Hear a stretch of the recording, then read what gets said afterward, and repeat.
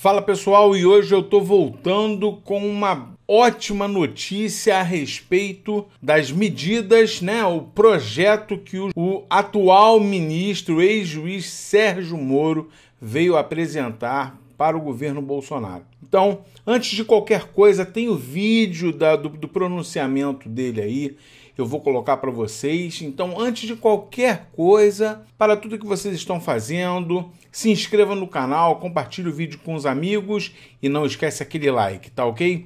O ministro da Justiça, Sérgio Moro, apresentou nesta segunda-feira a governadores um projeto anticorrupção e anticrime com propostas e alterações em 14 leis. O texto prevê, por exemplo, modificar trechos do Código Penal, do Código de Processo Penal e de leis de execução penal, da Lei de Crimes Hediondos, do Código Eleitoral e entre outros. Moro explicou os pontos da proposta em uma reunião em Brasília. Além dos governadores, estavam presentes secretários de Segurança Pública dos estados. O objetivo do projeto de lei anticrime, de acordo com o Ministério da Justiça, é dar mais efetividade ao combate à corrupção. Então, a efetividade é no combate à corrupção, crimes violentos e o crime organizado, Os principais pontos, da proposta estão aí. Caixa 2. Pelo projeto será crime arrecadar, manter, movimentar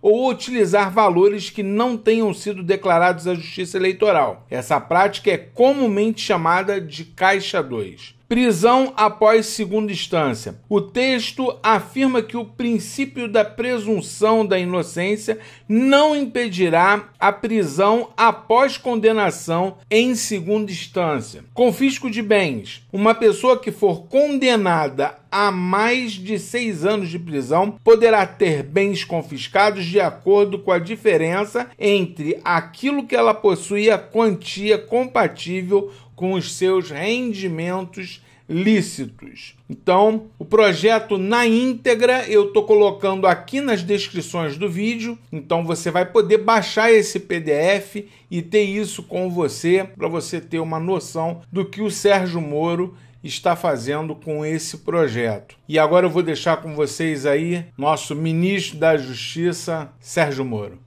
Eu levei a ele uma lista de uma série de coisas que eu gostaria de fazer. E, em primeiro lugar, estava uma apresentação de um projeto de lei anticrime para tratar de aspectos, entendo, de pontos de estrangulamentos da legislação processual penal e da legislação penal. Medidas simples, mas que visassem aprimorar o nosso sistema e corrigir algumas falhas. Para minha, não surpresa, mas para minha satisfação, o senhor presidente Bolsonaro concordou inteiramente com essa proposição. Também o desejo dele de diminuir a impunidade desses crimes violentos ou crimes praticados por organizações criminosas ou crimes de corrupção. Desde o início definido esse convite, eu e minha equipe nós nos reunimos, conversamos sobre esse projeto, passamos a elaborá-lo ainda durante a transição, finalizamos esse último mês, conversamos com muita gente de fora da equipe, que contribuiu para o aprimoramento desse projeto, e sem vazamento, diga-se, foi, então, finalizado esse trabalho, e agora nós estamos apresentando. Qual que é a ideia? A ideia é apresentar esse projeto em um prazo relativamente breve ao Congresso Nacional, à Câmara dos Deputados. Vamos esperar, evidentemente, o restabelecimento da saúde do senhor presidente, porque, no final de contas, é um projeto dele, é um projeto do governo federal, não apenas um projeto do Ministério da Justiça. Corrupção, crime organizado e crime violento. Por que tratar disso no mesmo pacote? Porque as três coisas estão relacionadas, esses três problemas. Crime organizado, o poderio dessas organizações são crescentes. Nós temos o exemplo recente do estado do Ceará, em que, graças a Deus e aos esforços conjuntos do governo federal e do governo estadual, não temos incidentes há alguns dias, a crise foi debelada, mas isso revela a extensão do poder dessas entidades. É necessário jogar mais duro com essas entidades. Tá? Por outro lado, o crime organizado utiliza a corrupção para ganhar impunidade. Por outro lado, o crime organizado está vinculado a boa parte dos homicídios no país. Um grande percentual dos homicídios está vinculado a disputas de tráfico de drogas e a dívidas de drogas. Usuários que não conseguem pagar a sua dependência acabam sendo cobrados dessa forma trágica por essas organizações criminosas. Por outro lado, o crime contra a administração pública, como a corrupção, esvaziam os cofres públicos, diminuem os recursos disponíveis para que o Estado, a União Federal, possam adotar políticas mais eficientes contra a criminalidade organizada, contra a criminalidade violenta, ou políticas sociais em geral, que possam também servir como, vamos dizer, estrategicamente orientadas para diminuir a sedução pelo crime, muitas vezes de pessoas vulnerabilizadas. Então, os três problemas estão vinculados. Não adianta tratar de um sem tratar dos demais. Daí a razão de nós termos feito esse projeto abrangendo as três questões. O projeto foi apresentado hoje de manhã ao presidente da Câmara, recém-eleito, deputado Rodrigo Maia. Nós conversamos brevemente sobre o projeto, me coloquei à disposição para ir quantas vezes necessário for ao Congresso Nacional e, em particular, nesse primeiro momento, à Câmara dos Deputados para explicar esse projeto. Nós já estamos agendando reuniões com esse propósito. Gostaríamos de convencer os deputados e parlamentares de que esse projeto é acertado para tê-lo aprovado em um prazo relativamente curto ou pelo menos médio. Estamos abertos a sugestões, a alterações, não temos aí a pretensão de sermos os donos da verdade. Houve uma solicitação por parte dos governadores em uma reunião durante a transição que esse projeto fosse apresentado a eles, o que é muito pertinente. O problema da criminalidade não é um problema da União Federal, é um problema de todos, mas em particular dos estados e do Distrito Federal. Afinal de contas, nós somos aí uma federação, então nós convidamos os governadores, os seus secretários para essa reunião. Infelizmente, por problemas de agenda, é impossível tê-los todos presentes, mas houve um quórum qualificado e quem não pôde vir enviou representantes qualificados, especialmente os secretários de Segurança Pública, mais envolvidos diretamente nessa questão. O projeto foi apresentado, nós ouvimos sugestões, vamos avaliar essas sugestões e algumas até já nos comprometemos a inserir no projeto. O ideal é que todos possam participar disso, embora o projeto tenha a sua origem no governo federal, e particularmente no Ministério da Justiça e no desejo do presidente Jair Bolsonaro, nós entendemos que essa é uma tarefa coletiva. A entrevista agora marcada é para apresentar à imprensa, o melhor veículo para transmitir informação à sociedade civil e à população, e com isso nós possamos receber também, vamos dizer assim, um feedback, sugestões, críticas da sociedade e da população a respeito do projeto. Ele ainda vai ser debatido no Congresso Nacional e sempre nós poderemos aprimorá-lo. Bem, muita gente sabe que eu trabalhei como juiz. O que nem todo mundo sabe é que eu também fui professor de processo penal por 10 anos. E a minha ideia agora é explicar vários pontos do projeto para os senhores e senhoras. Acho que todos já receberam cópia, né? E depois, ao final dessa explicação, nós abrimos para perguntas. Infelizmente, eu tenho que estar no Congresso às 3 horas, por conta da solenidade de abertura do ano legislativo. Então, nós não temos todo o tempo para poder passar a tarde aqui e explicar todos os pontos, mas fiquem cientes que o Ministério da Justiça e Segurança Pública está à disposição para, mesmo em outro momento, dar as explicações necessárias. Certo? Então, vejam, o anteprojeto, na via que foi passado à imprensa, foi separado por temas. para facilitar a compreensão. Depois ele vai ser organizado na forma de um projeto de lei, com todas as formalidades legislativas específicas. Começa com a questão da execução provisória da condenação criminal em segunda instância. O governo federal tem a responsabilidade de liderar o processo de mudança. O Brasil vem, apesar da Operação Lava Jato, das condenações relevantes nos últimos anos, do fim da impunidade da grande corrupção, que se pode dizer, ainda embora haja muito o que fazer, o governo federal tem que assumir a liderança no processo de mudança e, para tanto, precisa de alterações mais gerais.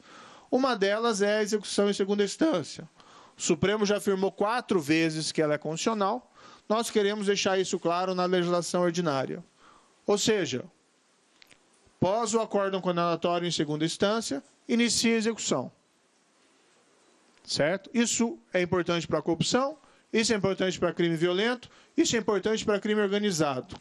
Não é só para uma corrupção. Certo? Não adianta nada nós mexermos no restante da legislação se o processo penal não funcionar. Se ele não chegar ao fim em um tempo razoável. Então não adianta você levar a pena lá de crime, por exemplo, e não que o projeto diga isso, mas elevar a pena do crime de homicídio se o processo não chega no final. Eleva, fica algo simbólico e não funciona. Então nós estamos mexendo nisso e essa é uma mudança fundamental. Paralelamente, nós estamos colocando na previsão legislativa que, excepcionalmente, após uma condenação em segunda instância, caso verifique o próprio tribunal ou a Corte Superior responsável por eventual recurso extraordinário ou especial a ser interposto, que, excepcionalmente, ele pode suspender a execução.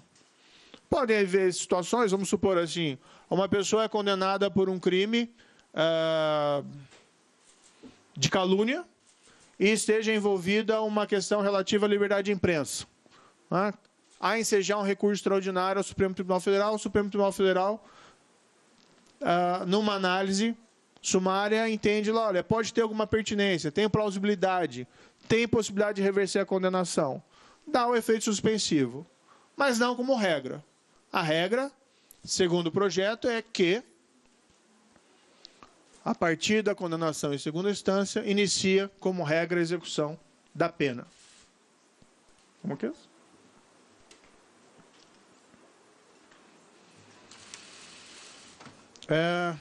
Adiante.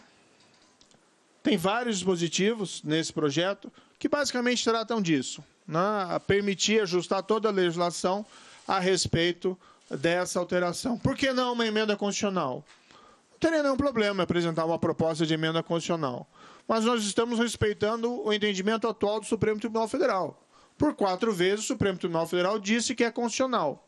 Nós apenas vamos deixar claro, qual é a posição do atual governo federal sobre a questão. 2, modificar a legislação para deixar clara a posição do legislador quanto a esse tema.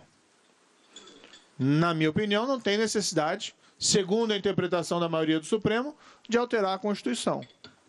Pode-se fazer isso mediante uma alteração da legislação ordinária. Já foi anunciado, inclusive, também, isso publicamente, que o governo federal vai alterar sua posição no parecer apresentado nas ações diretas de constitucionalidade, ainda pendentes do Supremo, vai alterar o seu parecer no sentido de que é constitucional a execução em segunda instância. E aquilo que eu disse mais uma vez, é dever do governo federal liderar a mudança. Não é responsabilidade primária das Cortes de Justiça. O governo federal tem que mostrar a sua posição. Uma outra mudança importante. Execução imediata das condenações proferidas pelo Tribunal do Júri. O Tribunal do Júri tem competência sobre crimes dolosos contra a vida. Leia-se basicamente homicídios dolosos. Crime de extrema gravidade e de preocupação crescente pela quantidade desses crimes no Brasil. O recorde em 2016 de mais de 60 mil homicídios no ano no Brasil. Um crime de homicídio é grave por si só. 60 mil, então, é um descalabro. A medida visa aumentar a efetividade do Tribunal do Júri competente para esses crimes. Supremo Tribunal Federal, a primeira turma do Supremo Tribunal Federal, tem 2 precedentes dizendo que para o tribunal do júri, em decorrência do princípio da soberania dos vereditos, se pode executar de imediato. Nós estamos nos baseando nesses precedentes e sugerindo a modificação da legislação ordinária para tanto. Tribunal do júri, toda aquela solenidade, é um tribunal em que lembra aqueles filmes de tribunais, inclusive, que nós assistimos na televisão. É um julgamento muito mais solene e formal do que o julgamento por juiz monocrático. Nós confiamos a um corpo de jurados escolhidos dentre pessoas comuns da sociedade para proferir aquele veredito.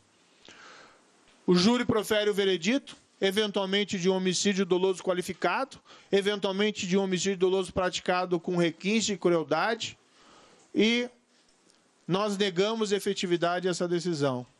Eventualmente, o criminoso sai pela porta da frente.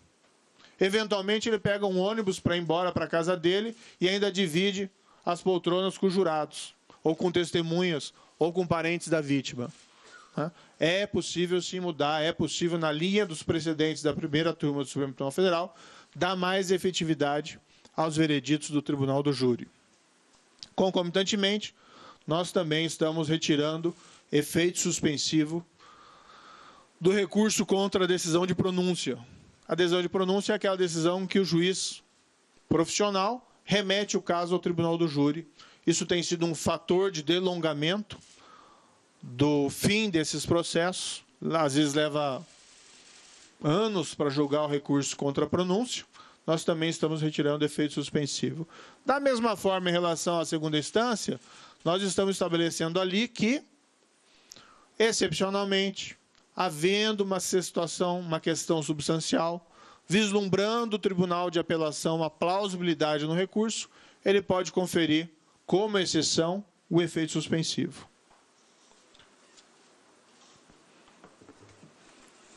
Há uma previsão de alteração dos embargos infringentes, que ele seja cabível quando houver divergência em julgamento de segundo grau, somente quando a divergência diz respeito à absolvição.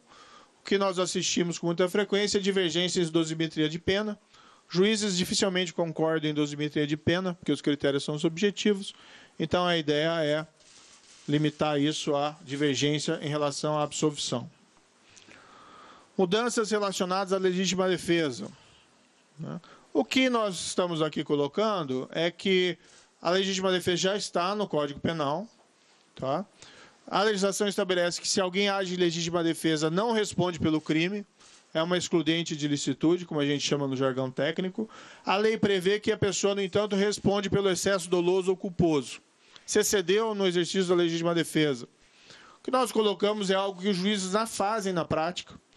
O juiz poder reduzir a pena até metade ou deixar de aplicá-la se o excesso decorrer de excusável medo, surpresa ou violenta emoção. O exemplo que ficou famoso nos anos próximos foi o caso do agressor daquela artista famosa, Carolina Dickmann. Houve uma reação do irmão dela, Ana Hickman, perdão. Não tenho tido muito de acompanhar o show business recentemente. Mas, enfim, houve uma reação por parte de um parente dela, que, em legítima defesa, acabou matando o agressor. Ele foi processado, ele acabou sendo absolvido, porque o juiz entendeu que não havia o excesso. Talvez ele decidiu dessa forma porque, no fundo, havia um excesso, mas ele não tinha uma alternativa legal para deixar de aplicar a pena. Então, a legislação apenas estabelece isso, porque, de fato, muitas vezes, em situações de legítima defesa, o excesso pode decorrer de uma situação peculiar, como medo, surpresa ou violenta emoção. Nós ainda estamos esclarecendo na legislação algumas situações que caracterizam legítima defesa. Nós não estamos ampliando a legítima defesa, nós apenas estamos deixando claro na legislação que determinadas situações que se verificam no cotidiano caracterizam legítima defesa. Então, agente policial de segurança pública, conflito armado, em risco iminente de conflito armado, previne injusta e iminente agressão a direito seu ou de outrem. Agente policial de segurança pública, previne agressão, risco de agressão, a vítima mantida refém durante a prática de crimes. Eu não vou passar aqui todas as medidas, porque ficaria um pouco cansativo. Peço escusas aos senhores e senhoras. Apenas vou destacar aqui as me parecem mais relevantes, sem prejuízo de esclarecimentos posteriores. Mudanças no Código Penal para endurecer o cumprimento de penas. Nós não desconhecemos que existe uma situação carcerária difícil no país, que existe superpopulação nos presídios, tá? Mas é necessário endurecer o cumprimento de penas para determinadas espécies de crimes. Não é um endurecimento geral. Nós sabemos que o sistema não comporta endurecimento geral, mas nós sermos mais rigorosos com crimes mais graves é algo consistente com os anseios da sociedade e não algo inconsistente com os nossos compromissos com o Estado de Direito, com o rule of law ou com a liberdade. Então, o que nós estabelecemos? Que, em caso de condenado que seja reincidente ou havendo elementos probatórios de que ele é um criminoso habitual, reiterado ou profissional, o regime inicial da pena será fechado. Não adianta fazer como se fazia no passado, em simplesmente aumentar o tempo de pena. Tem que saber qual que é o tempo de pena real em regime fechado. Que essa é a prisão de verdade. Regime semiaberto, regime aberto. Não é uma pena, mas não é prisão de verdade. Então tem que controlar isso e aumentar o tempo de regime fechado para a criminalidade mais grave. Aqui, basicamente, o alvo é o criminoso profissional. Certo? Se você é um criminoso profissional, o sistema vai ser mais rigoroso com você. Também estabelecemos que, em caso de crimes contra a administração pública, como peculato, corrupção ativa, corrupção passiva, o regime inicial, como regra, deve ser fechado. Os anseios da população por uma maior reprimenda contra a corrupção. Colocamos aqui uma exceção para não ferir o princípio da individualização da pena, que se for de pequeno valor, a vantagem indevida ou a coisa apropriada, ou se todas as circunstâncias do caso forem favoráveis ao agente criminoso, se possa estabelecer de maneira diferente. Então, por exemplo, uma coisa é um diretor da Petrobras que desvia em proveito próprio milhões de dólares. Outra situação é de um guarda de trânsito que recebe lá uma vantagem indevida para deixar de aplicar uma multa. É grave? É grave. Mas não precisa regime fechado no segundo caso. No primeiro caso, precisa. Também estamos estabelecendo regime inicial fechado. Tá? Regime inicial fechado para crime de roubo com arma de fogo. Pela legislação atual, eventualmente isso não é imposto. A pena fica abaixo do montante necessário para o regime fechado. Nós estamos estabelecendo isso como regra. O maior pânico do cidadão brasileiro é ser vítima de um roubo, e que o pior, de um roubo muitas vezes seguido de morte, nas ruas. Precisa ser mais rigoroso com esse tipo de crime. A população quer que as ruas fiquem mais seguras, não se resolve tudo pela lei, mas parte se trabalha com a lei também. Se tem que mexer na lei, tem que ser mais rigoroso para esse tipo de crime.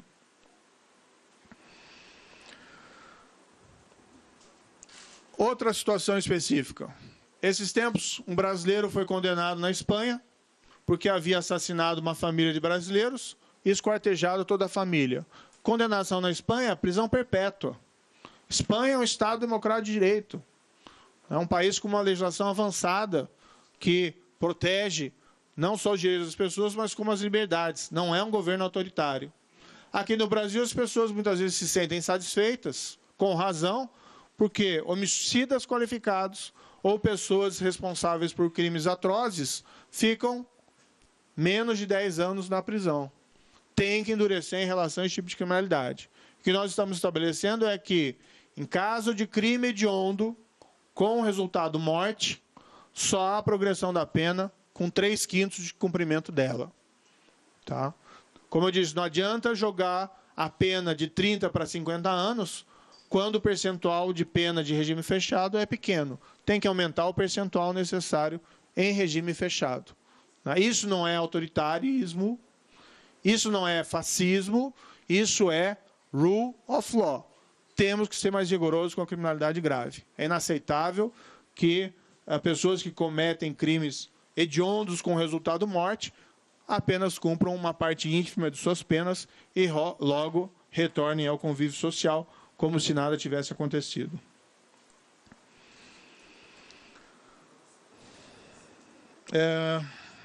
Bem, algumas regras especiais aqui.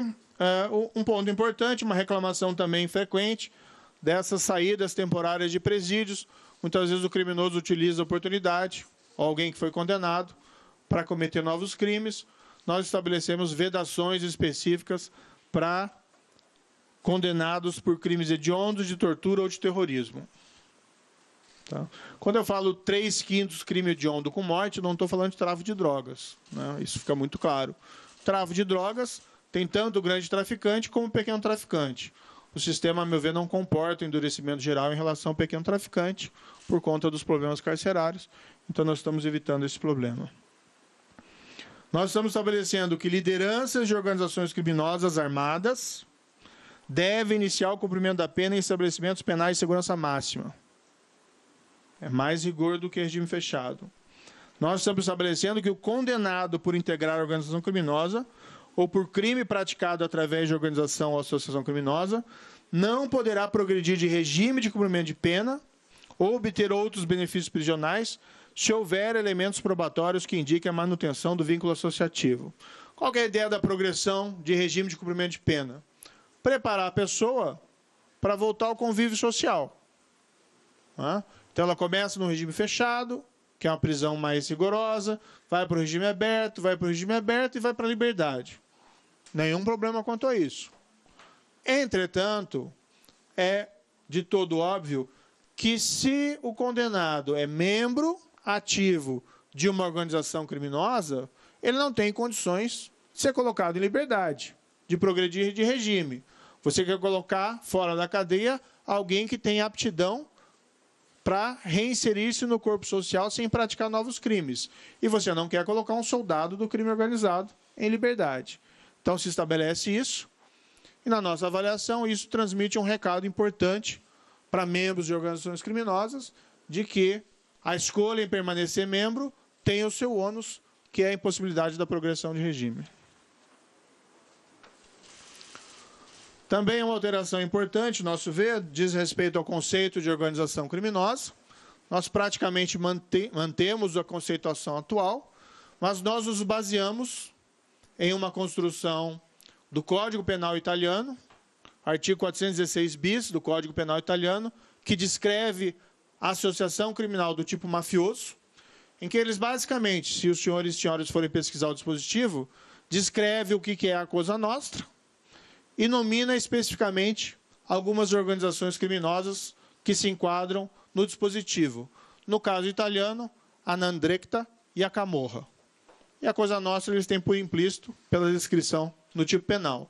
O que nós quisemos fazer é, bem, nós temos as nossas organizações criminosas, algumas conhecidas nominalmente, vamos então deixar claro na lei, como se diz lá, crystal clear, que essas organizações são organizações criminosas, também com o objetivo de um efeito preventivo. Então, considera essa organização criminosa, etc, etc, etc, organizações que se valham da violência ou da força de intimidação do vínculo associativo para adquirir, de modo direto ou indireto, o controle sobre a atividade criminal ou sobre a atividade econômica, como o 1º Comando da Capital, Comando Vermelho, Família do Norte, 3º Comando Puro, Amigo dos Amigos, milícias ou outras associações como localmente denominadas.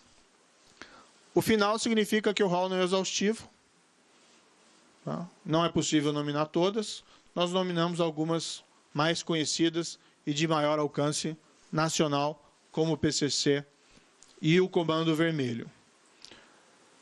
Senhores e senhoras vão ouvir críticas de advogados, de juristas, que essa técnica legislativa não é melhor, de nominar as associações. Bem, nós temos um bom álibi, que é o exemplo do artigo 416 bis italiano, no qual essas associações estão nominadas. E nós fazemos a lei buscando efeitos práticos, não para agradar necessariamente professores de processo de direito penal. Né? Com todo respeito a eles, eu também fui um deles, então é só uma observação de passagem. Isso pode ter um efeito importante, se aprovado, que manda um recado claro que essas organizações estão fora da lei, juntamente com as outras medidas que impõem regime em penitenciária de segurança máxima para lideranças, e igualmente que proíbe progressão para aqueles vinculados a essas organizações. Uma proposta de alteração do Estatuto de Desarmamento. Aqui é a única proposta de incremento de pena do projeto, tá? Que é uma reclamação das autoridades policiais. É preciso tirar pessoas armadas da rua. Tá? Há uma reclamação de que a polícia prende e elas logo são colocadas em liberdade. Em parte porque as penas realmente do Estatuto de Desarmamento são modestas para esse tipo de crime. Então, nós estamos prevendo que, se a pessoa possuir registros criminais, condenação transitada e julgada ou por segunda instância, se ela estiver com uma arma, ilegalmente, a pena é maior. Tá? A pena é aumentada na metade. O objetivo é tirar pessoas armadas indevidamente da rua. Uma previsão de confisco alargado, que é uma medida prevista, por exemplo, em legislação estrangeira, como no Reino Unido, como em Portugal, para que criminosos profissionais, por crimes de gravidade, nas situações em que seja caracterizada profissionalismo no crime, crime de habitualidade ou vinculação à organização criminosa, possa haver um perdimento geral dos bens dessa pessoa, por uma espécie de constatação de que aquilo é produto de crime, é o chamado confisco alargado. Uma previsão de que, em confisco de obras de arte, isso possa ser destinado a museus, ao invés de ser vendido. Isso é decorrente de uma experiência da Operação Lava Jato, em que foram apreendidas várias obras de arte. E eu acho que é importante que essas obras de arte sequestradas sejam colocadas em museus, para melhorar o acervo artístico dos museus brasileiros. Então, estamos prevendo também isso expressamente. Algumas outras medidas, algumas regras para prevenir prescrição. Vamos colocar claro, o processo penal tem que acabar ou com a absolvição ou com a condenação. Prescrição revela apenas falha do sistema. Não tem porquê nós temos tantas regras generosas sobre prescrição, nós fazemos ali modificações pontuais para evitar esse tipo de problema. Crime de resistência. Qual que é a ideia aqui? Nós ouvimos muito que muitas vezes a autoridade policial faz uma diligência em um local dominado por organização criminosa e, numa infeliz troca de tiroteio, acaba havendo uma vítima, um terceiro inocente, ou, eventualmente, um policial. Claro que tem que se evitar esses confrontos armados ao máximo, porque é um risco de dano colateral grande ao policial, ao terceiro, e, de certa maneira, ao próprio criminoso. Ele tem que ser preso e não ser morto. Mas, enfim, muitas vezes, quando acontece o resultado morte do policial ou de um terceiro, isso vai ao tribunal do júri. E há um manifesto receio de jurados de condenarem pessoas que trocaram tiros com autoridades policiais, muitas vezes também vinculados a organizações criminosas. Então, a ideia foi, utilizando o crime de resistência, criar um tipo penal à semelhança do crime de latrocínio, para que isso possa ser julgado fora do tribunal do júri. Tá? Não expor o júri a riscos de retaliação por parte de organizações criminosas ou criminosos perigosos, deixar essa tarefa ao juiz profissional. Soluções consensuais para o Código de Processo Penal. Em alguns países de língua anglo-saxã, Estados Unidos é um exemplo, 95% dos processos acabam com uma espécie de negociação, o chamado plea bargain. Isso não se confunde com colaboração. Acordo de colaboração, nós já temos na 12.850, foi amplamente utilizado na Lava Jato, é um criminoso que resolve trair os seus pares, colaborar, entregando crimes de terceiros, além do dele mesmo, e por isso ele recebe benefícios. No plea bargain, ele confessa, ele admite e negocia a pena. São duas proposições, uma delas de alteração do 28A, do Código de Processo Penal, para crimes menos graves, com penas até 4 anos, que normalmente são sujeitas aí à prestação de serviço, há uma possibilidade de sequer oferecer a acusação criminal pelo Ministério Público e se estabelecem ali algumas condições. Vamos dizer aqui que é uma proposta boa e, na verdade, isso foi uma sugestão do ministro Alexandre de Moraes. Ele apresentou também numa comissão de juristas um projeto e tem essa proposição específica. Com a licença dele, nós plagiamos, né? Com a licença dele, com a autorização dele, nós plagiamos essa proposta por reputá-la realmente extremamente interessante, né? Então, essa é a proposta do 28A. Há algumas alterações pontuais apenas em relação à proposta originária.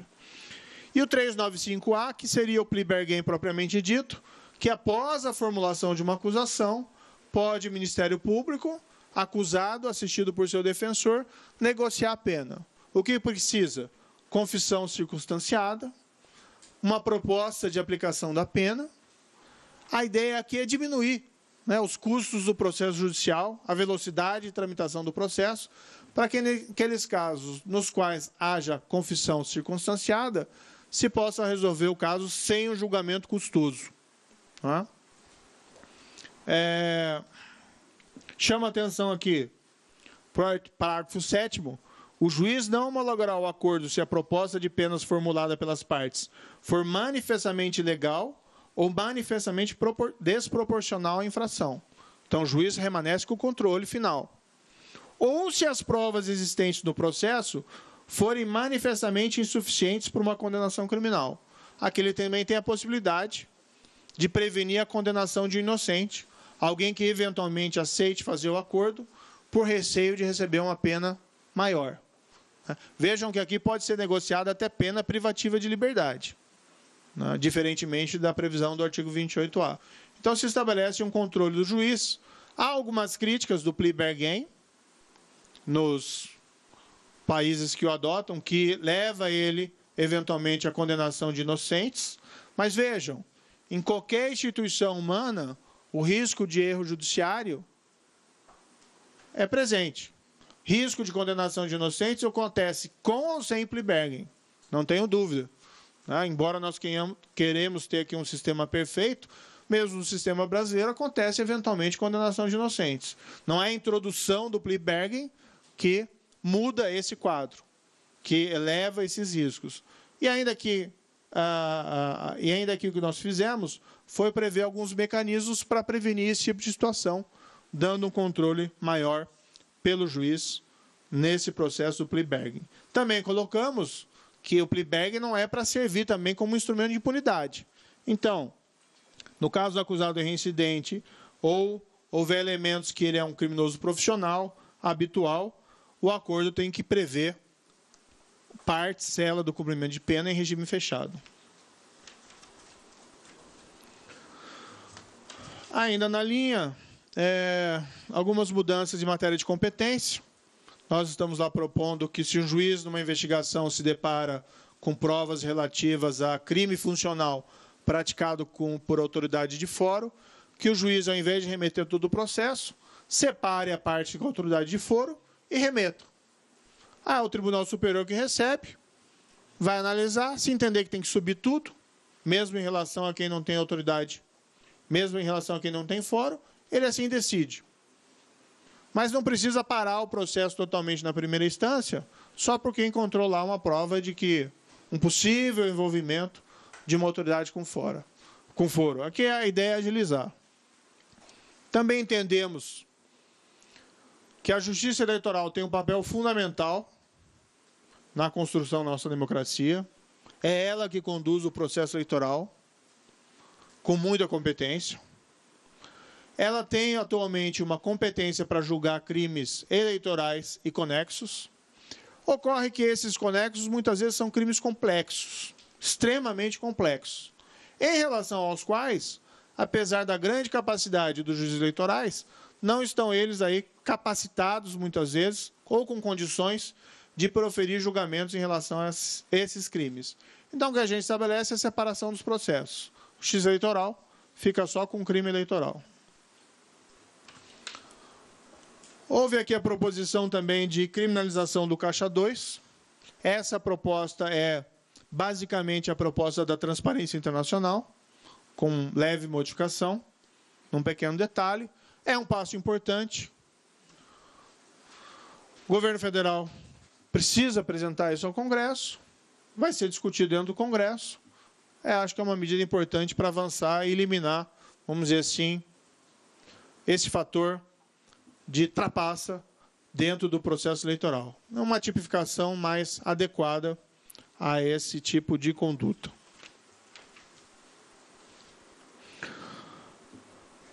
Videoconferência. A legislação atual trata a videoconferência como uma exceção. Em casos muito específicos, ela é possível ser realizada a videoconferência com o acusado preso. Ocorre que informações que nós temos dizem, são no sentido de que os estados e o Distrito Federal têm tido gastos milionários com deslocamento de presos, escoltas para essas audiências. O Estado de São Paulo, e aqui eu posso estar equivocado especificamente na cifra, aparentemente gastou mais de 40 milhões de reais só em 2018 com deslocamento de presos para audiências. Então, o que nós fazemos é alterar a lei ligeiramente para ampliar as possibilidades de videoconferência com acusados presos. Tá? Quem já fez videoconferência sabe que é irreal a ideia de que ela fere os direitos do preso. O próprio risco, o receio de algum problema dentro do presídio é minorado pela possibilidade do advogado estar dentro do presídio.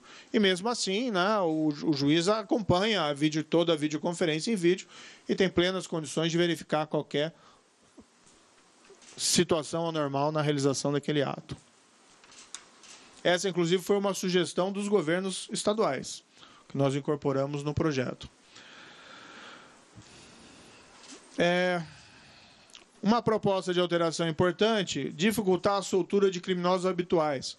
A população muitas vezes não entende, porque uma pessoa é presa, pessoa suspeita de ter praticado os crimes graves, a pessoa tem indicativos de ser uma pessoa até perigosa para a sociedade, e ela é colocada imediatamente em liberdade. Nós estamos fazendo uma proposição de alteração do artigo 310 para que, se o juiz, após uma prisão em flagrante, numa audiência de custódia, ele tiver elementos que apontem que o agente é reincidente, ou que ele está envolvido na prática habitual, reiterada ou profissional de infrações penais, ou que ele integra a organização criminosa, o juiz deve denegar a liberdade provisória.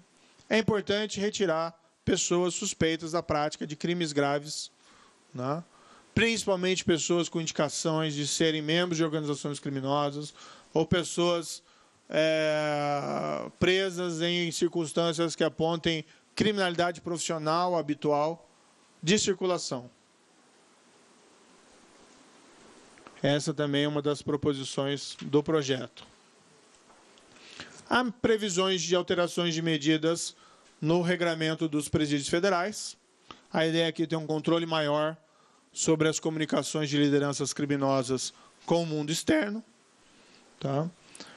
Detalhes também de alteração do tempo de permanência nos presídios federais. Hoje a legislação prevê 1 ano, renovável por iguais períodos. Nós estamos propondo até 3 anos, também renovável por igual período, para diminuir essas situações de exposição daqueles que requerem, aqueles que decidem sobre essa prorrogação, às situações de risco. Estamos propondo também que os estados do Distrito Federal possam construir ou instituir presídios de segurança máxima, aplicando-se a esses estabelecimentos as mesmas regras dos presídios federais. Claro que aqui com as devidas adaptações. Essa também é uma reclamação importante. Banco Nacional de Perfis Genéticos. Nós temos que pensar no futuro e não só resolver problemas do passado. É um instrumento muito importante para a resolução de crimes. A taxa de resolução de crimes no Brasil, especialmente de crimes violentos, como homicídio, é muito baixa. Aquilo que nós vemos dos filmes, da prova do DNA, é um instrumento de investigação muito importante. O criminoso comete um crime, se o local do crime for adequadamente preservado, se conseguem colher vestígios corporais, analisa essa prova do DNA e faz o cruzamento com o banco de dados de perfil genético. O que é esse banco? Hoje a lei estabelece que todo condenado por crime violento tem extraído o perfil genético. Basicamente é uma moderna impressão digital do perfil genético dele. Isso não pode ser utilizado para pesquisa do gene criminoso, mas é sim uma impressão digital. Se cruza, se houver uma conferência positiva, se tem uma prova muito significativa de que aquela pessoa é o autor do crime. Países como os Estados Unidos têm 13 milhões de perfis genéticos armazenados. Reino Unido, cerca de 6 milhões.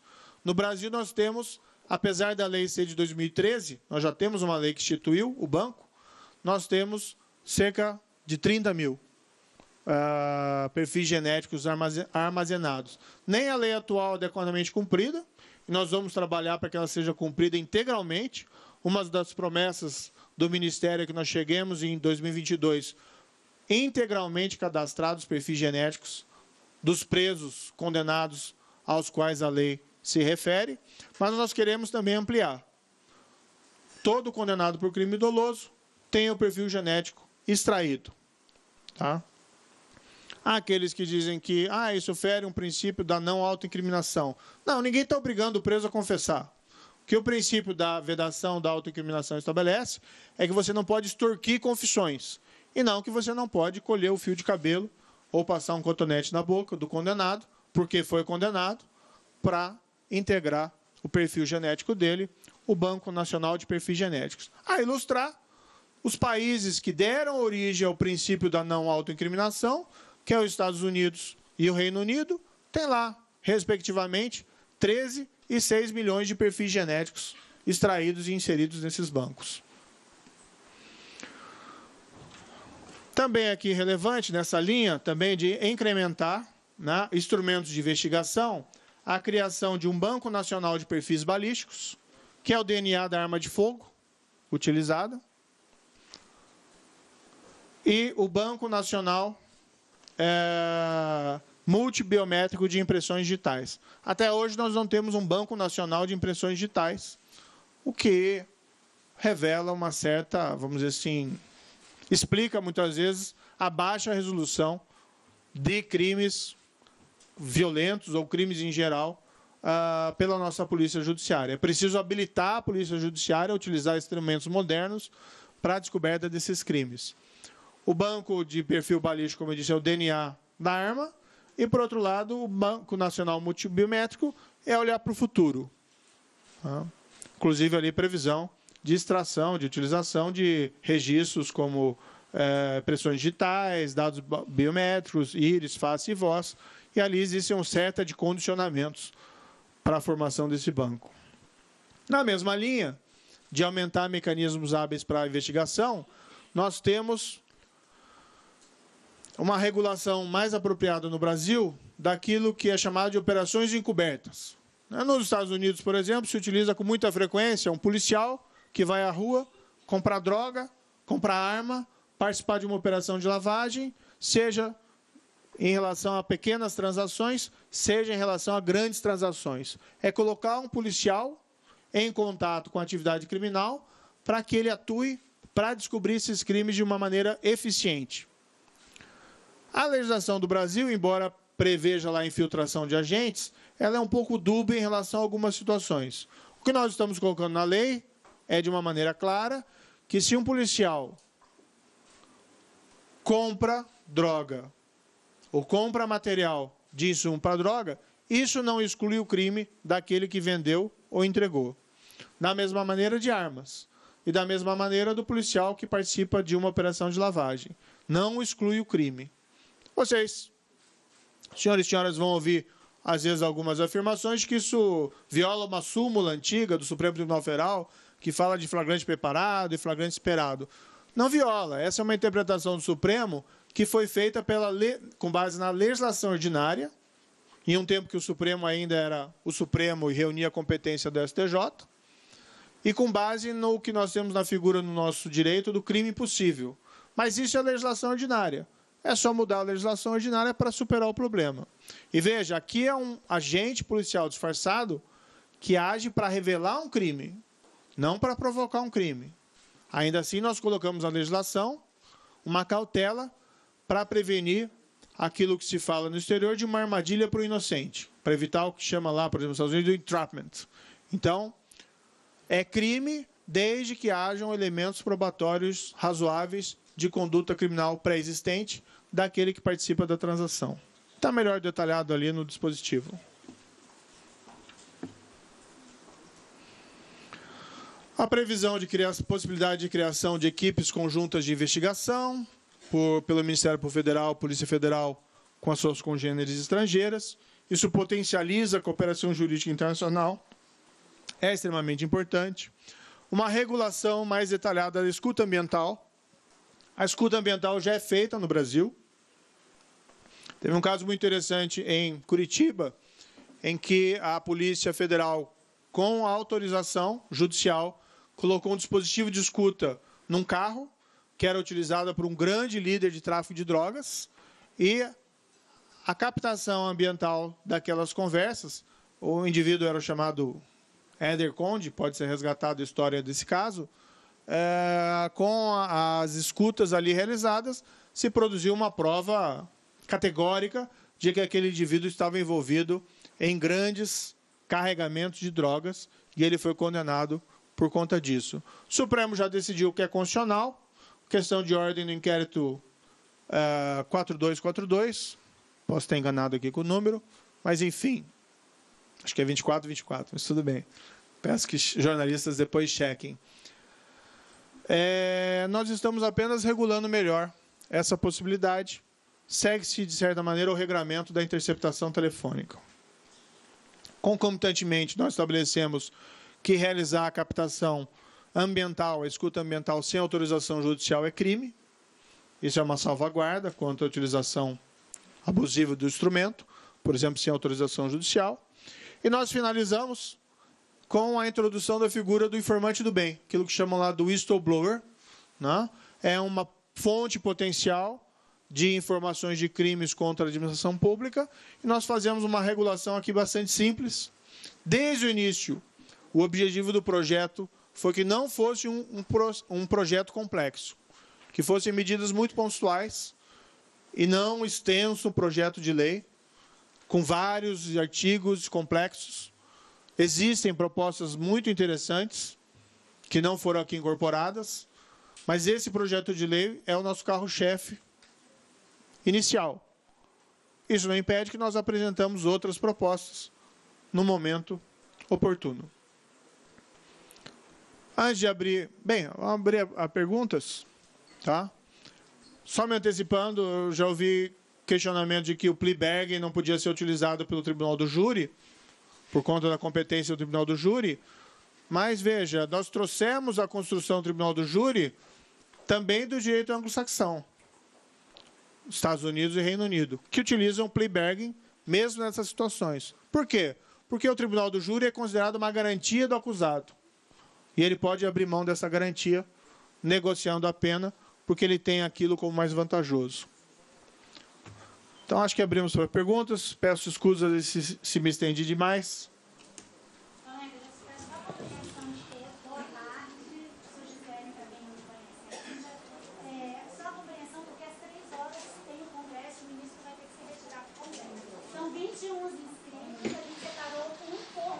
A gente está começando com a Rádio Gaúcha. Ministro, boa tarde. Os governadores saíram daqui elogiando as medidas de endurecimento, mas preocupados com o número de vagas em presídios. O senhor citou que só os crimes graves prevêem um endurecimento, mas muitos pequenos criminosos se alinham a facções e logo não teriam progressão de regime, e isso acabaria aumentando bastante a demanda de vagas. O que o governo federal vai fazer para apoiar os estados na construção de presídios ou no encaminhamento de recursos?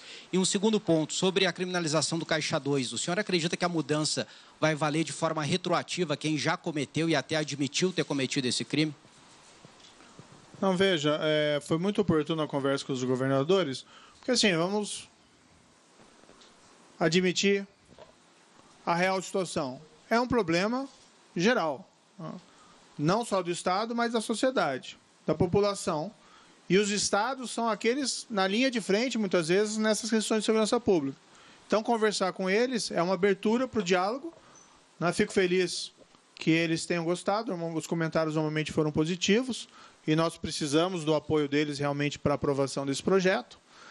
Podem ser discutidas sugestões como eles fizeram e nós incorporaremos algumas sugestões. Talvez todas, vamos analisá-las. A questão do projeto é muito clara, endurece em relação à criminalidade mais grave e não endurece em geral. Agora, um pequeno traficante que é membro de organização criminosa já não parece ser um pequeno traficante, já parece ser algo diferente. Tá? Então, assim, o recado da nova legislação que está sendo propondo é claro: se integrar a organização criminosa, não progride de regime. Certo? Também tem essa expectativa, não é de endurecimento, mas é um efeito dissuasório para que essas pessoas integrem organizações criminosas. Então, o objetivo pretendido é esse. A questão dos presídios é algo que está sendo tratado paralelamente. Existem realmente pontos de estrangulamento na construção dos presídios, na transferência desses recursos, e nós estamos estudando isso em paralelo a esse projeto de lei. Precisa ter, na situação concreta, maiores investimentos na área penitenciária. Algumas análises no sentido de que a União transferiu um grande volume de recursos para os estados dos últimos anos e boa parte deles não foram executados. Seja por problema nos estados, seja por problema na União, isso tem que ser identificado e minorado. Mas se está trabalhando nisso.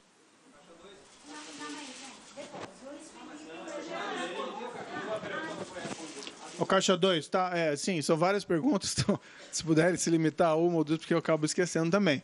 A questão do Caixa 2, a proposta não revoga o tipo atual que prevê a conduta do Caixa 2, que é o artigo 350 do Código Eleitoral, que trata como se fosse uma falsidade ideológica. Então, na verdade, ele introduz um novo artigo sem revogar o anterior. Então, quem cometeu o Caixa 2 no passado continua enquadrado no artigo 350 e não nessa proposta. Evidentemente, a proposta, por proibição constitucional, se aprovada, não retroage. Aí é uma proibição constitucional da irretroatividade da lei penal.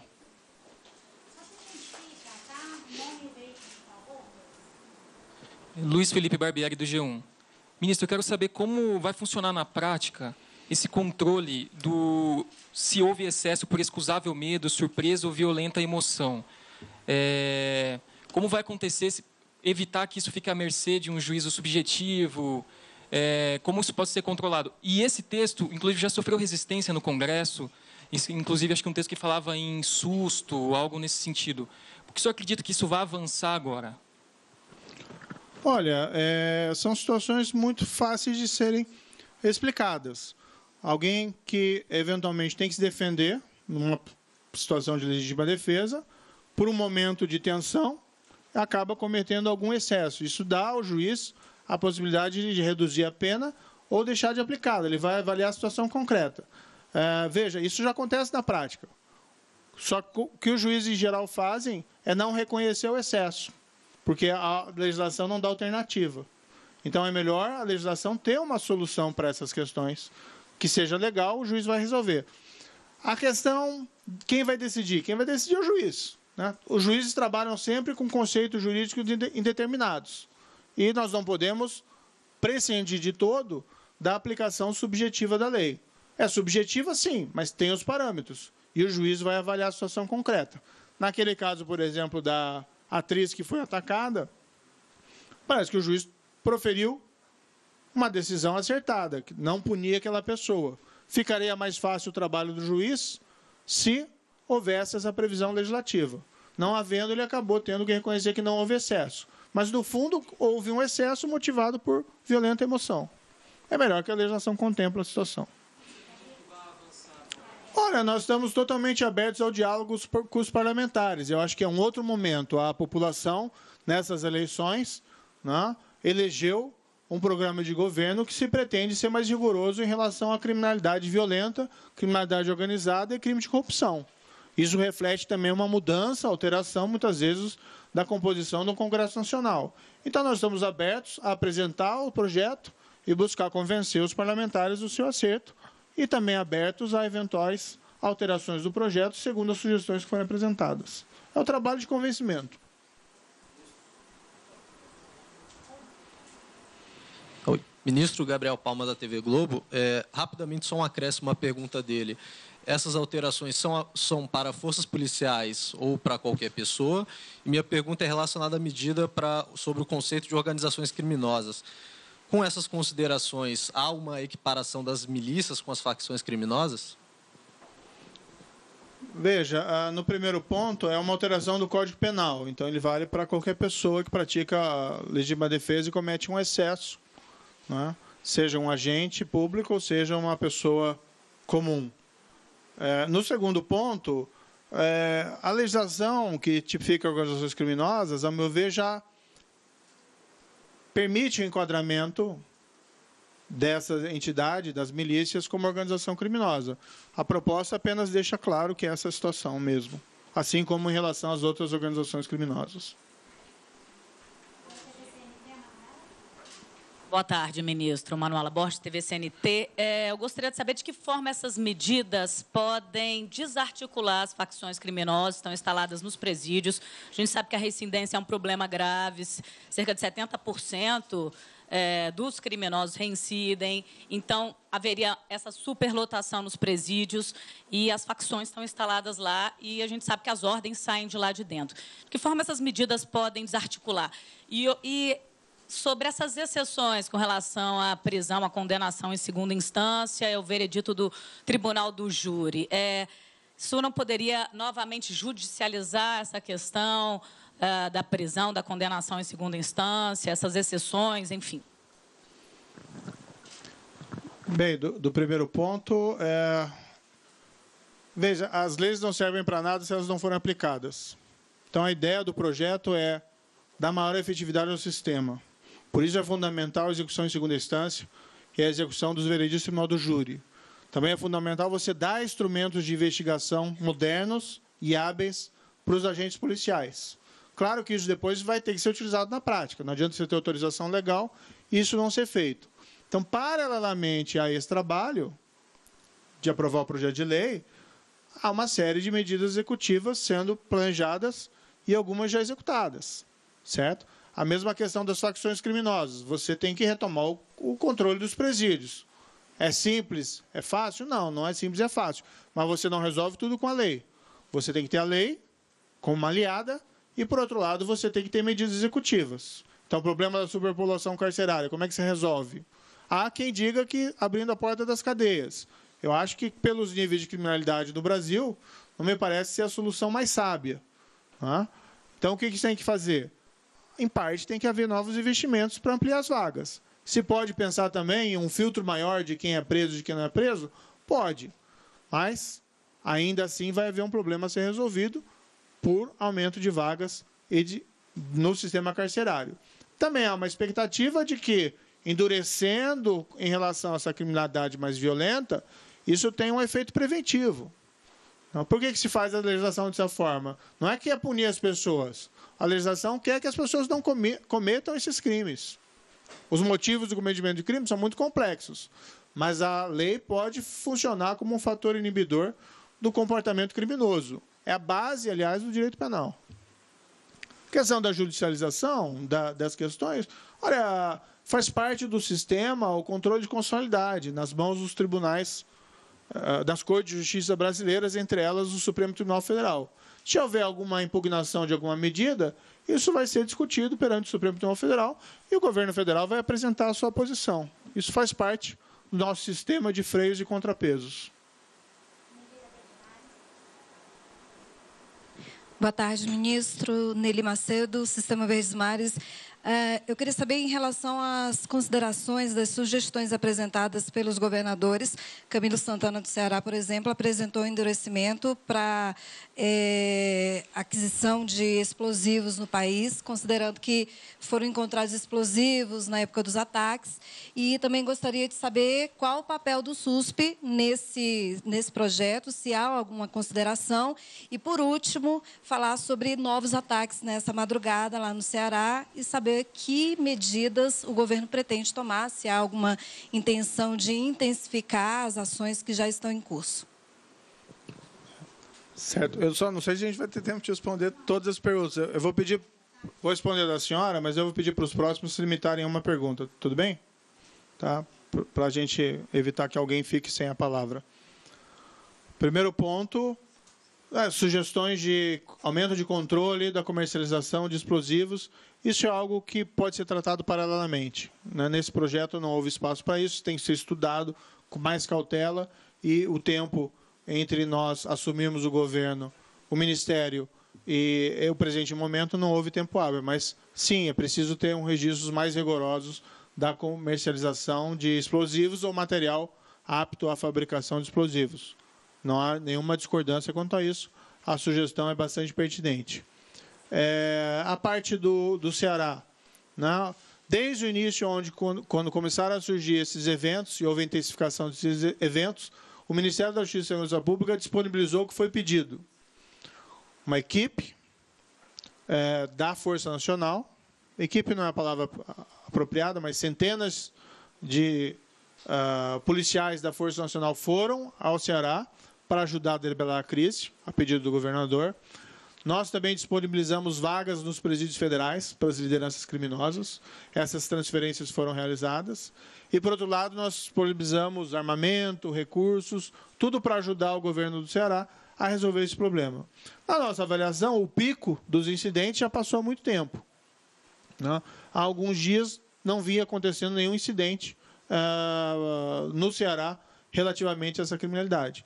Então, a percepção, e claro que se pode mudar de opinião daqui a alguns dias, dependendo dos incidentes, é que a situação está controlada, né? O SUSP foi um grande avanço da gestão anterior, né? Ele continua como está. Podemos pensar em melhorar, incrementar os recursos para o SUSP e melhorar as formas de transferência, né? Mas ele não entrou nesse projeto, até porque não pareceu necessário nesse momento. Gabriela... Eu só pedi daí uma pergunta para cada um, tá? Gabriela Alexandre, aqui da CBN. Os governadores sugeriram aqui a questão de pedir a liberdade provisória para quem for preso na posse de fuzil ou uma arma mais pesada. Não sei se isso entrou naquele ponto que nega a liberdade provisória para quem é um profissional, um criminoso profissional ou reincidente. Queria saber se isso vai entrar no projeto ou não. E só me tira a dúvida dos saidões. Você chegou a falar quais são os criminosos que não vão ter mais direito aos saidões. Só uma dúvida em relação ao que você falou.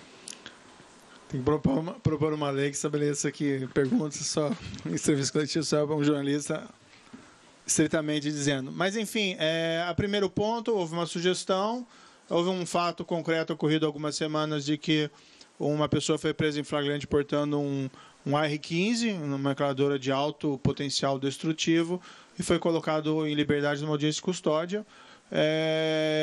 A proposta do projeto visa evitar esse tipo de situação.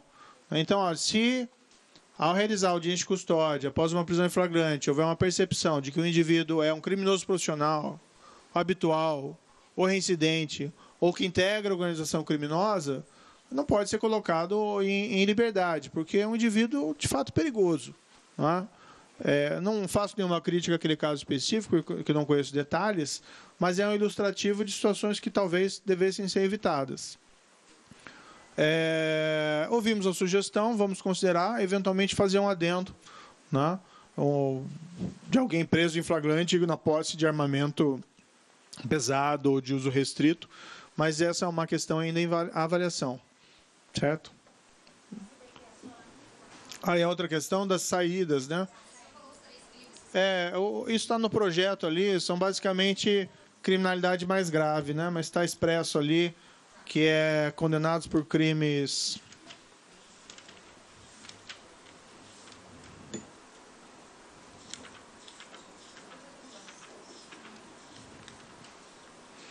tem que procurar aqui, não é tão extenso, mas condenados por crimes hediondos, tortura e terrorismo. Ministro Daniel Adjuto do SBT, com relação à segunda instância, o senhor fez questão de ressaltar várias vezes que já há entendimento do Supremo quanto a isso. A gente tem um novo julgamento, mais um agora, dia 10 de abril. Se houver a mudança desse entendimento, o senhor entende que o Congresso deve se atentar a essa mudança? Desculpa fazer a segunda, mas eu preciso, a redução da maioridade penal, que é uma promessa de campanha, por que não está nesse pacote ou ela não é tão prioritária assim? Bem, no primeiro ponto, o Supremo controla a sua própria agenda. Cabe a ele definir quando vai efetuar o julgamento e, evidentemente, o governo não tem pretensão de controlar o que vai ser decidido. A expectativa é que sejam mantidos os precedentes. De todo modo, né, o governo, desde logo, apresenta a sua posição sobre o tema, também veiculando esse projeto de lei ordinária. Para o governo, é importante a execução em segunda instância. O Congresso deve seguir o entendimento decidido? Como? O Congresso, a meu ver, nós vamos tentar convencer o Congresso do acerto dessa legislação ordinária. E, veja, o Congresso, em princípio, se for pensar em questão constitucional, o que se tem no momento são os precedentes afirmando a constitucionalidade. A maioridade demandaria uma emenda constitucional para redução de 18 para alguma idade, então esse projeto se pretende ser um projeto de legislação ordinária. Então não teria como ser enquadrado nesse presente momento. Ministro, boa tarde. Rodolfo, do Correio Brasiliense. Ministro, o Fórum Brasileiro de Segurança Pública emitiu uma nota sobre o projeto. Ele observa que a maior parte das medidas refere-se aos crimes de corrupção, mas analisa que a proposta é superficial ao que se refere à área de segurança pública. Diz que trata-se apenas do endurecimento de algumas penas. O Fórum alega que não aborda a desarticulação das polícias, a falta de um sistema nacional, a desvalorização das carreiras públicas, a falta de estrutura das perícias e sobre precariedade da investigação policial. A pergunta é, ministro, o governo estuda apresentar em breve um outro conjunto de medidas abordando essas questões colocadas pelo Fórum Brasileiro de Segurança Pública? Olha, em 30 dias não deu realmente para resolver o problema da segurança pública no Brasil. Existe uma série de medidas que têm que ser tratadas paralelamente e boa parte dessas medidas mencionadas não depende de lei, depende de ação executiva. Então, estruturar as perícias dos estados. Não preciso de lei, eu preciso de investimento. Isso o governo federal pretende fazer. Agora, respeitadas as críticas, é um projeto que avança, sim, muito. Respeitando a promessa que foi feita pelo presidente Bolsonaro durante a sua campanha, de endurecimento em relação à criminalidade organizada, crime violento e corrupção. Veja que nós não vimos nenhum projeto consistente, com todo respeito, nos últimos governos em relação a essas atividades. Houve avanço, sim, vamos reconhecer, a questão própria do SUSP foi importante, um grande mérito do ministro Raul Jungmann, mas, no que se refere a uma alteração mais abrangente como essa, abrangente ainda que pontual, não houve. O governo está fazendo diferente, o governo está mostrando o que veio. Nós vamos melhorar. E é um projeto diferente do que houve no passado. Nós não estamos incrementando, simplesmente chegando lá e aumentando pena de 20 para 30, 30 para 40, 40 para 50, ou coisa parecida, que isso muitas vezes é inefetivo. Nós estamos mexendo, quando endurece o sistema, no regime de cumprimento de pena. Mas, paralelamente a isso, há uma série de outras medidas importantes para a própria investigação criminal. Aumento do banco do perfil genético, criação do Banco Nacional Multibiométrico, a criação do Banco Nacional de Perfis Balísticos. Então, é uma proposta consistente. Claro que vão surgir opiniões várias sobre o projeto, nem todas aí convergentes. Isso faz parte da liberdade de opinião.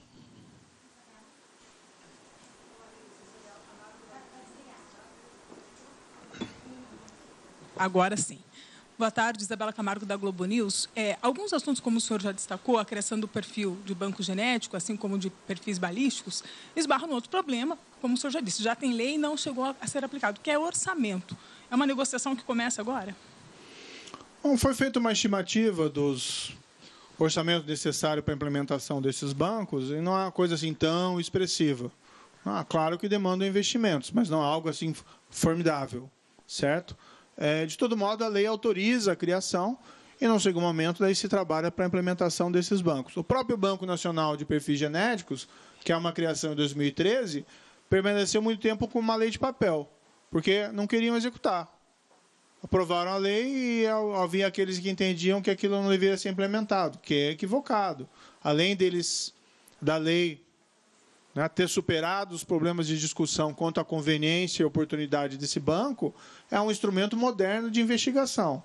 O que nós vamos fazer mesmo em relação a esse banco é implementá-lo mais incisivamente. Como diz, nós queremos ter esse banco, isso também demanda custos, recursos orçamentários, nós temos previsão nesse ano para incrementar essa política e vamos propor recursos maiores para os próximos anos. Certo? O que nós temos que fazer, muitas vezes, é empregar bem esses recursos. Claro que, num cenário de crise fiscal, os recursos são limitados, mas existem recursos para a segurança pública. Se existem esses recursos, vamos focalizá-lo da forma em que ele possa gerar melhores resultados do ponto de vista da prevenção e repressão a essa criminalidade. E qual que é a pior criminalidade que nós temos que lidar? Essa de corrupção, crime organizado e crime violento. Ministro Isadora Peron, do Valor Econômico. Eu queria que o senhor explicasse um pouquinho melhor como é que vai ser esse excludente de licitude para os policiais. A crítica é que isso vai dar uma liberdade para eles matarem, enfim, sem serem punidos. Na campanha, o presidente chegou a falar em não precisar nem ter um processo para quem cometesse esse tipo de crime durante uma atuação. Não vai acontecer? Como é que está exatamente no projeto? A proposta fala por si. O que a proposta faz é, vamos dizer assim, retirar dúvidas de que aquelas situações específicas ali descritas caracterizam legítima defesa. Então, um agente policial que, numa situação de sequestro de refém, toma uma providência para prevenir a morte da vítima, é evidente que ele atua em legítima defesa. No entanto, às vezes, por questões até discricionárias ou subjetivas de interpretação da lei, às vezes essa situação não era assim entendida. Então, nós apenas deixamos claro na lei, nós apenas extraímos do conceito de legítima defesa, né, situações que a elas são pertinentes. Então, não existe nenhuma licença para matar. Quem afirma isso está equivocado, não leu o projeto. É uma interpretação. Não estou dizendo que é o caso da senhora. Estou dizendo que quem falou isso, sei lá se alguém falou isso. Não é isso. É um projeto consistente com, vamos dizer assim, império da lei. Império da lei e respeito a direitos fundamentais. Tá? Ministro, boa tarde. Sou Afonso Benites, repórter do El País. Por gentileza, com relação à condenação em segunda instância, tem essa questão que já foi e voltou do STF várias vezes. Por que vocês não sugerem uma mudança constitucional ao invés de um projeto de lei? Na interpretação atual do Supremo Tribunal Federal, já é uma medida constitucional. O Supremo Tribunal Federal, desde 2016, por 4 vezes, apesar de todos os rumores de que haveria mudança de posição, reafirmou que a execução em segunda instância não fere a presunção de inocência. Como, aliás, é na maioria dos países do mundo. Então, vamos ver lá. Onde nasceu a construção da presunção de inocência? Quer dizer, tempos imemoriais. Mas os países que construíram mais incisivamente um sistema de proteção de direitos, mas com processo penal eficiente, França e Estados Unidos. Em ambos os países, não se entende que a presunção de inocência veda execução, seja de uma condenação em primeira instância, seja de uma condenação em segunda instância. Então, assim, fere a presunção de inocência? Não, a presunção de inocência é relacionada com a prova. Para condenar alguém, você precisa ter prova categórica, e não propriamente com prisão após julgamento. Certo? O Supremo afirmou isso 4 vezes, nós estamos dando fé aos precedentes do Supremo Tribunal Federal. Pura e simplesmente. Não acho necessária uma emenda constitucional. Nós estamos apresentando aí um projeto de lei ordinária para apenas deixar isso mais claro na nossa legislação. A gente tem mais 11 colegas para falar. Temos 20 minutos do ministro. Então, só peço a compreensão de todos. Ministro, boa tarde. Aqui, Romualdo de Souza, da Rádio Jornal do Comércio de Pernambuco. Ministro, por favor, os governos estaduais estão a pão e água, aliás, mais água que pão. Uma vez aprovadas essas medidas, eles vão precisar de recursos para implementá-las. O governo federal tem dinheiro no orçamento, ou vai batalhar, ou vai conseguir dinheiro federal para os estados, ministro? Olha, essas são medidas paralelas. O que foi criado, que foi um avanço no ano passado, por exemplo, o Fundo Nacional de Segurança Pública, incrementou a fonte de recursos. Esses valores vão ser encaminhados, né? Já é a previsão legal, que sejam repartidos 50% pelo menos vão para os estados e Distrito Federal. Havendo necessidades, pode buscar recursos recursos fora do que já foi previsto. Então, nós precisamos ter presente em que um projeto de lei não resolve todas as coisas. Às vezes precisam ser aplicadas, executadas, e claro que isso demanda investimentos. O governo federal está disposto a disponibilizar esses recursos, os estados também disponibilizar os seus próprios recursos. Claro que esses recursos não são infinitos, mas se pode fazer muito com os recursos que se tem. Boa tarde, aqui ministro. Gabriela, da TV Bandeirantes. Eu gostaria de saber qual a expectativa, né, de aprovação do projeto e quando. Isso é muito difícil, né, de fazer alguma estimativa. Eu estive hoje, estive hoje com o presidente da Câmara dos Deputados, o deputado Rodrigo Maia, e conversamos sobre o projeto rapidamente.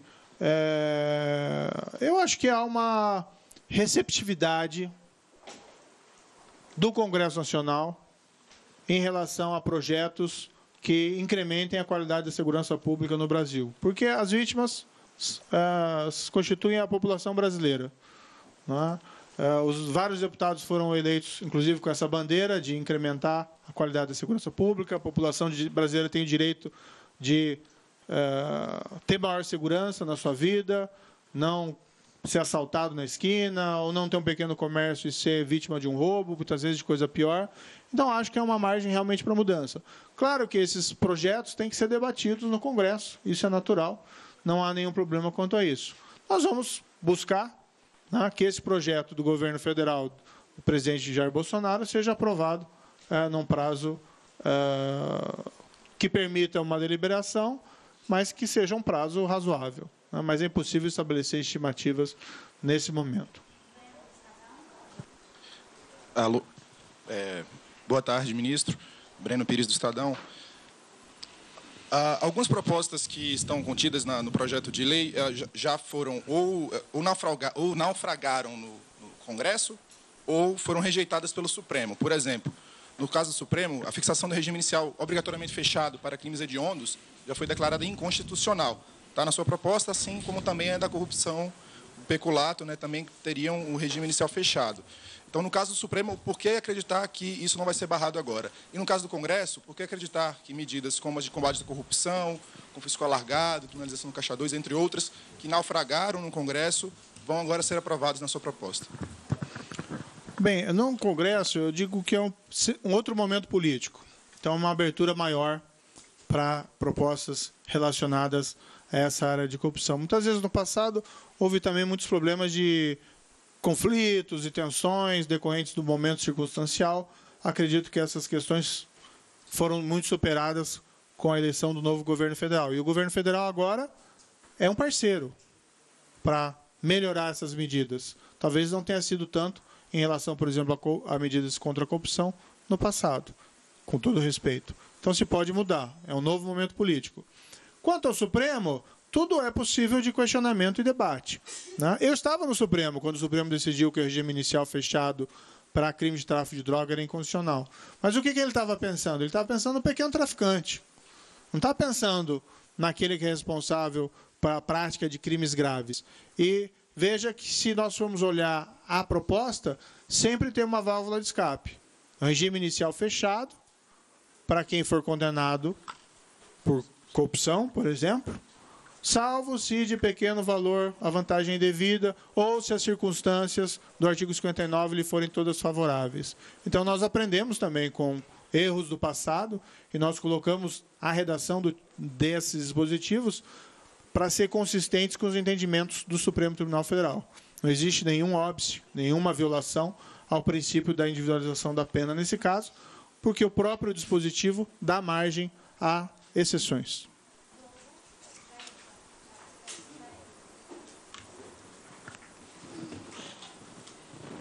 Alô? Alô? Ministro Jailton do Globo, como vai? Tudo bem. Ministro, nos últimos 20 anos, os governos e o Congresso aumentaram substancialmente as penas para todos esses crimes mais graves, né? A gente está vendo aqui agora que a sua proposta, o pacote, é basicamente um recrudescimento penal, né? Como é que o senhor acha que esse recrudescimento penal que está sendo proposto vai ter impacto na redução do número de homicídios? Há 20 anos atrás, matava-se 40 mil pessoas no Brasil por ano. Depois desse recrudescimento penal, né, a gente hoje está vendo, como o senhor mesmo citou aí no começo da entrevista, mais de 60 mil homicídios por ano.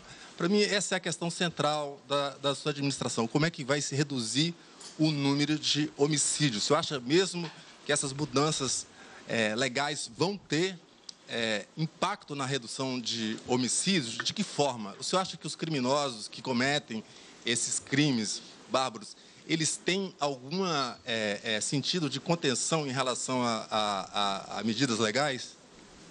Senhor Jair, eu discordaria inicialmente, respeitosamente, da afirmação que é apenas recrudescimento penal. Como nós dissemos, Uma medida de todas implica em elevação da pena, que é para, basicamente, porte ilegal de arma por quem tem registros criminais pretéritos.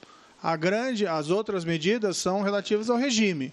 Então, mudança. O que se fez no passado? Muitas vezes se incrementava o tamanho da pena sem que isso tivesse impacto real por conta da manutenção das regras de regime. Mas, às vezes, mesmo o incremento, o tratamento mais rigoroso, pode ser exitoso. Vamos lembrar a situação que acontecia no início da década de 90, que era relacionada, o final da década de 80, que era relacionada a, vamos dizer, uma epidemia de sequestros para fins de extorsão mediante sequestro no Brasil. Às vezes com morte da vítima, às vezes, graças a Deus, sem a vítima ser assassinada.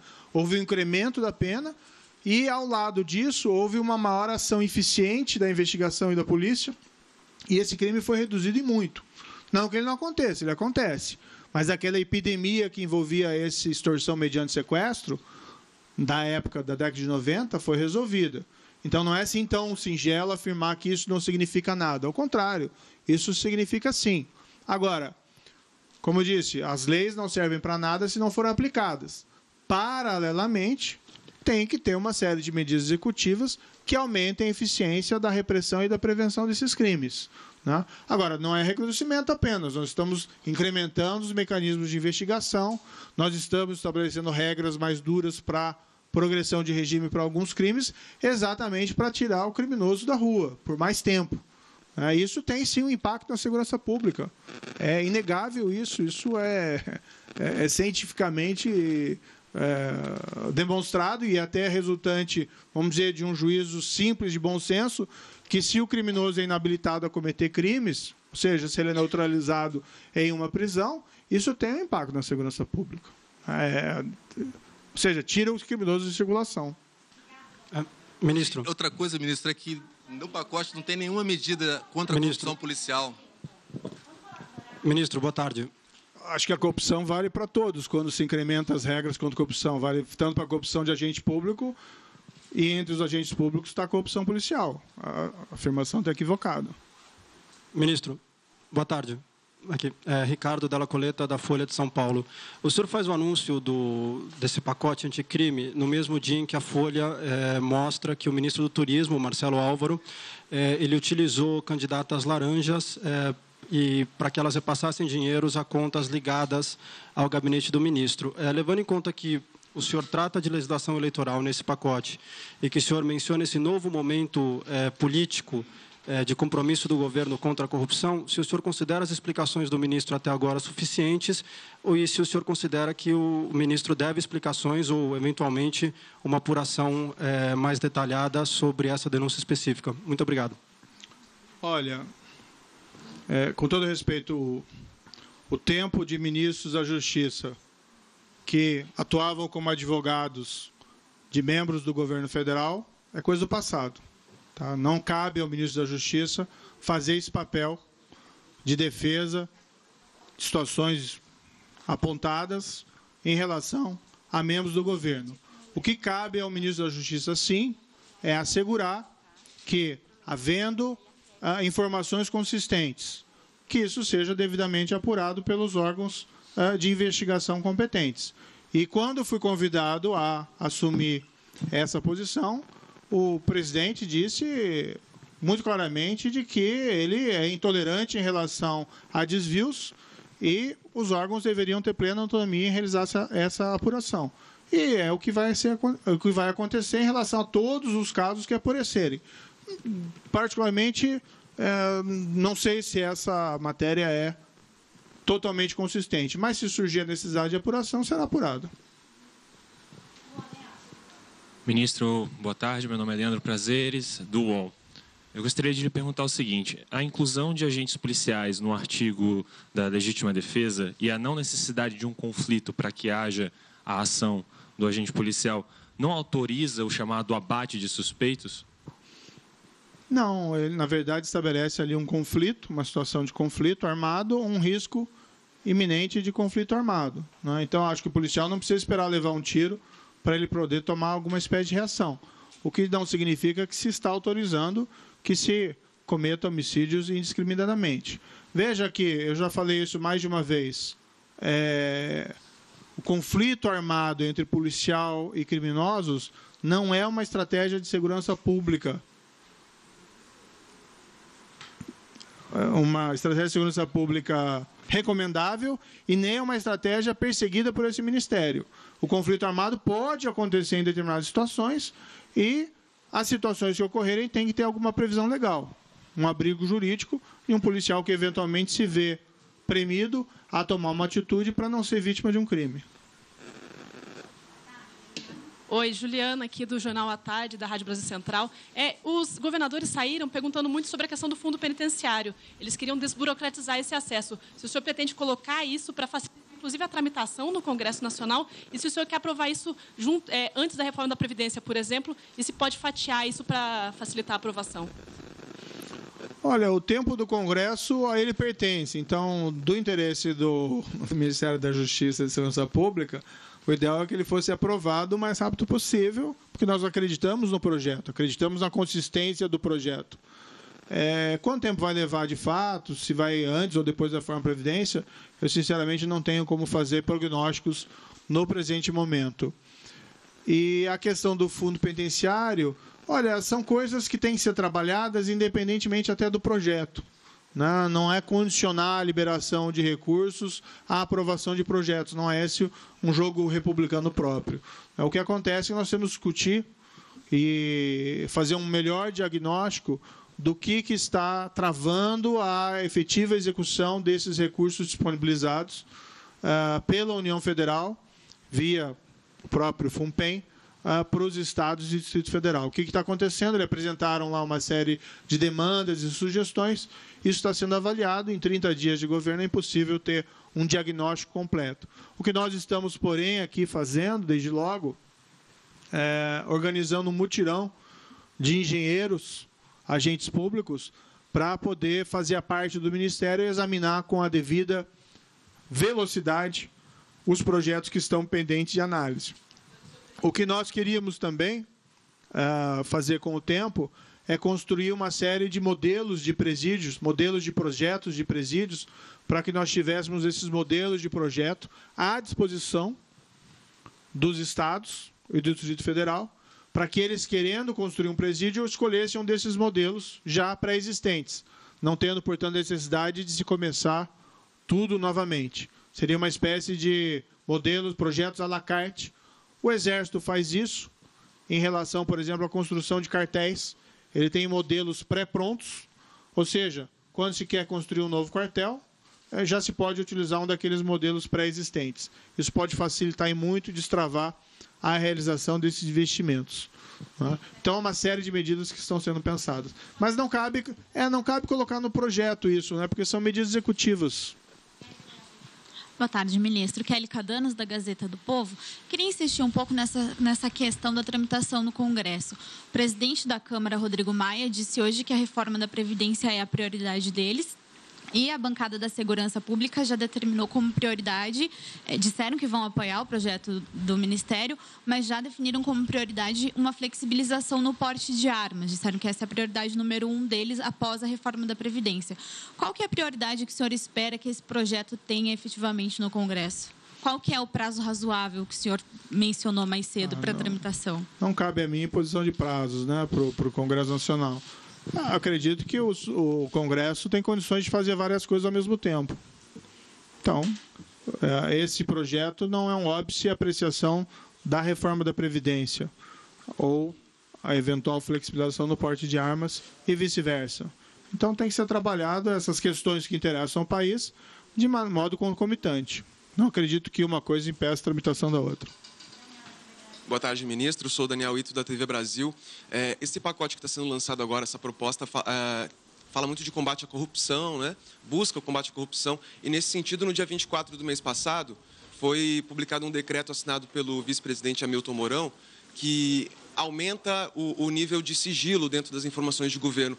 Eu gostaria que o senhor explicasse, por gentileza, sobre os benefícios desse decreto, se ele não vai contra essas medidas de combate à corrupção. Obrigado. Olha, esse é um tema não afeta aqui a questão dos projetos.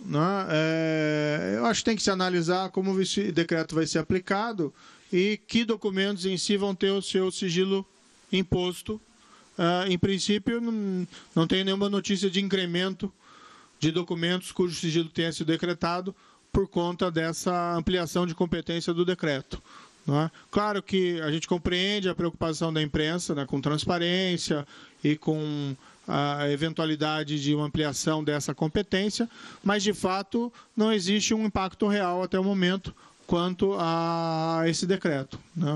Não houve um incremento de documentos ou medidas que tiveram seu sigilo decretado.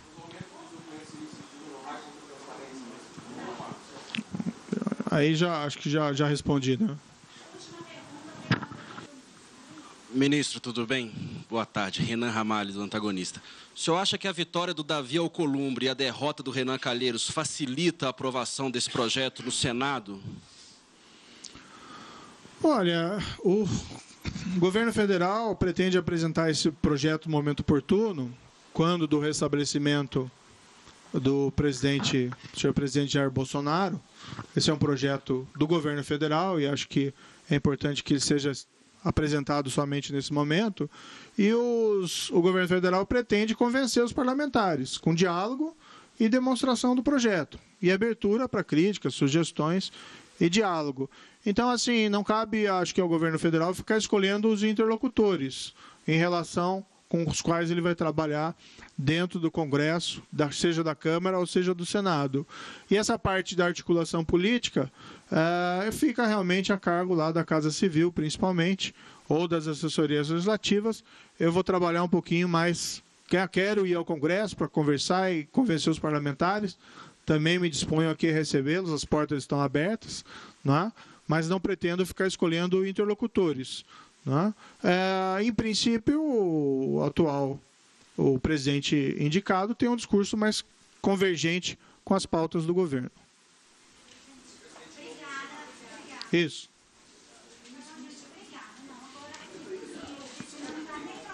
Prezados, eu vou agradecer a atenção de todos.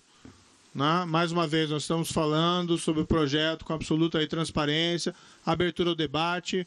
São bem-vindas as críticas. Espero que elas não sejam pesadas, mas vamos manter esse diálogo com a imprensa naturalmente. Muito obrigado. Eu realmente tenho que encerrar porque eu pretendo ainda prestigiar lá a abertura do ano legislativo. Há uma possibilidade.